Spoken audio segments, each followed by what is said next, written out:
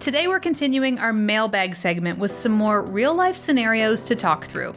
We're going to talk about tail insurance for advanced practitioners who are covered under a group, what kind of malpractice coverage you need when you're taking over a practice, and coverage options for direct primary care.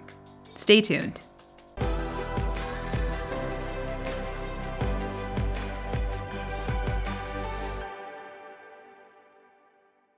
Welcome to Malpractice Insights, the show dedicated to helping healthcare professionals understand medical malpractice insurance and providing you with the solutions you need so that you can get back to the work of practicing good medicine. My name is Jennifer Wiggins, CEO of Aegis Malpractice Solutions, and I'm so glad you've joined us today.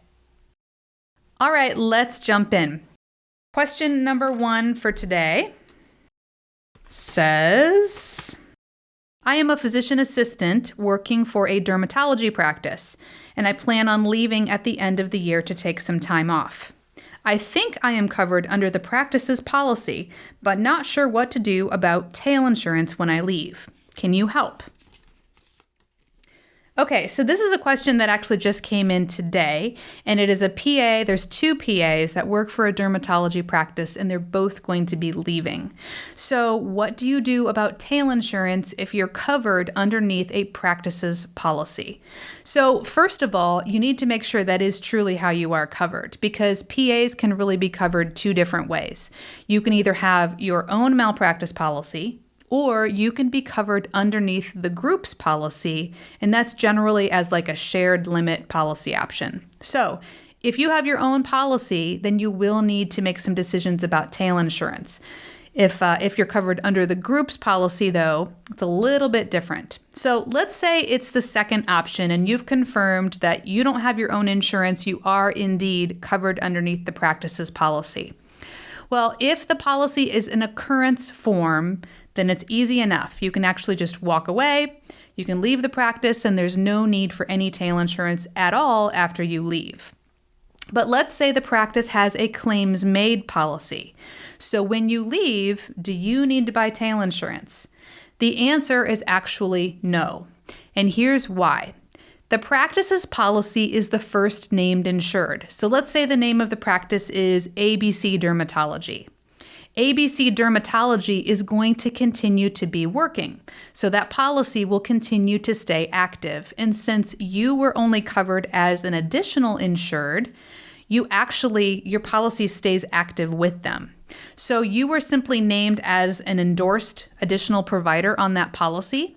So when you walk away, they don't need to buy tail insurance for you because the whole policy is still staying active. So what does that mean in terms of your ongoing coverage? Well, let's just say hypothetically a claim does come in against you and it's 2 years into the future, and it's for a provider or for services that you rendered when you worked for that group. Well, then that group's policy will still activate to cover you. So you don't need to buy tail insurance when you leave. As long as the practice keeps that corporate policy active, then you're going to continue to have coverage going forward. The only time we need to worry about tail insurance in this example would be if the practice itself ever decides to completely close. So let's just say ABC Dermatology. Let's say they sell to a hospital in 10 years, and so they don't need to carry their own malpractice insurance anymore. When that time comes, then the corporation will have to buy one tail policy, and it will cover the practice and any physician assistants or any other ancillary staff that ever worked for them. So that one tail policy, when it finally does get purchased, will cover you and anyone else that's ever worked for the practice previously. So that's kind of a long-winded answer, but suffice to say, if you're covered as an additional insured, you don't have to buy your own tail insurance when you leave. But you do probably need to get something in writing from the group just confirming that's how you're set up, but that's generally the way that it works. Okay, question number 2 in our mailbag today says, I am a pediatrician in Oklahoma, and I have recently taken over a practice from another physician. I will be maintaining the same location and the same patient base, but need to get my own malpractice insurance. What are my options? Okay, so this is another provider that we talked to earlier this week. And this doctor is, again, taking over a practice for someone else. So he's actually buying the practice from another group of individuals, and he'll be taking over the patients, the same office, everything else is remaining the same. But now he needs to get his own coverage. So what are his options? They're really the same options as they would be for anybody. So he can either do an occurrence policy or a claims made policy, and he'll need to get coverage for himself and he'll need to get coverage for the practice.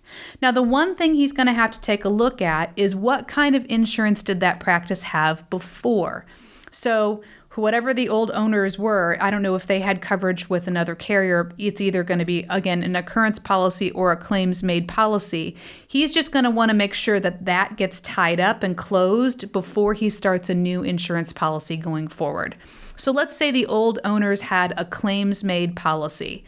Probably the cleanest way to do it would be for them to cancel that insurance and buy the tail and have him start a new, fresh policy on his own since he's the new owner. Other than that, there's really nothing else that's unique about this particular request. He'll go ahead and get himself his own policy, the practice will get their own policy, and then he should be fine going forward. All right, last question of the day in our mailbag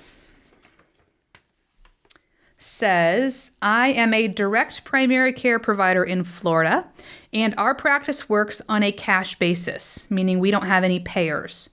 Because of this, the number of patients that I serve is much smaller, and I spend more quality time with each individual.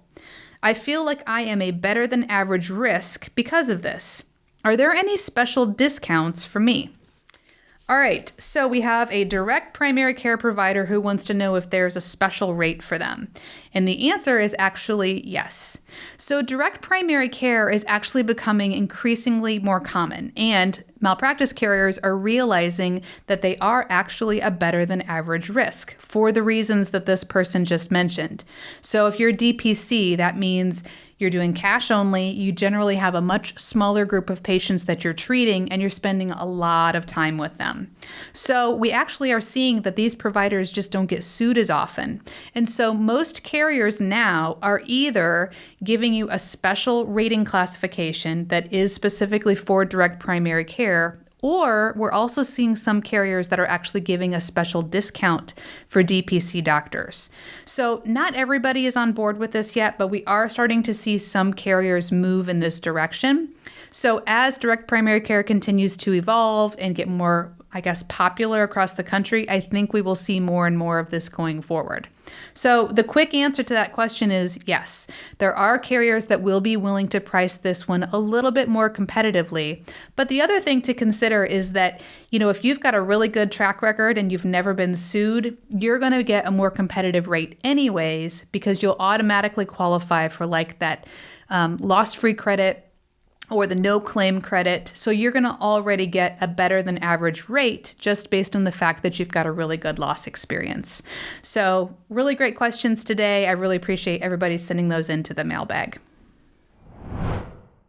If you have any questions on these topics, or you want to make sure that you're covered appropriately, click the link in the description box below where you can connect with us via phone, email, or chat today. And if you're listening, please visit us online at aegismalpractice.com. That's AEGIS malpractice.com. And don't forget to give us a like and please leave a review.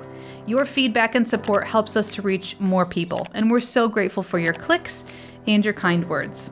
This is Jennifer Wiggins. Thanks for joining us.